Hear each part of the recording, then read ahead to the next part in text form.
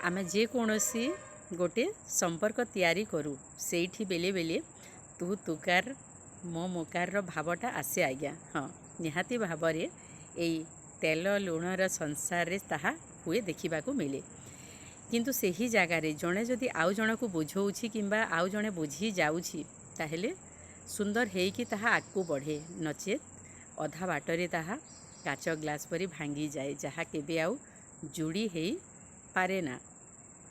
तो मोर कहिबार अर्थ है जे जड़े जड़े को जेते बेले बुझाऊँगी किछि बाबदरे बुझीजा स्वाभाविक जो थिरे आम उभयंक मंगलटा रही सेठी बुझिकी आकु आमर संपर्कटा को बढ़ाइबार अच्छी।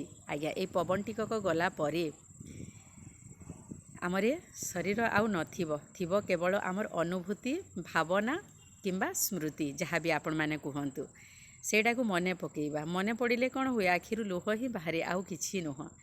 तो यही जीवंत थिबा अवस्था जदि आमे साधारण भाव में स्वामी स्त्री जदि कथा कहिबा जदि किछि भी तू तुकार हैला स्वामी बुझाऊँगी स्त्री को किंबा स्त्री बुझाऊँगी स्वामी को गोटे मिनिट रे बुझीजा कथा छाड़ यही कथा एमती कहीकि आगू बढ़िबार अच्छी नहिले यही पवन टिकक गला परे आउ जहाँ भी आमे रड़ी चिल्ले की कहिबा किछि नह आज्ञा किछि आउ सेथिरु मिलिबनी। आमे जीवनटा पाइछु आम खुशी को आम हाथ में रखिबार अच्छी ना कि 3 नंबर व्यक्ति को देबार अच्छी ना कहिबार अच्छी। हाँ।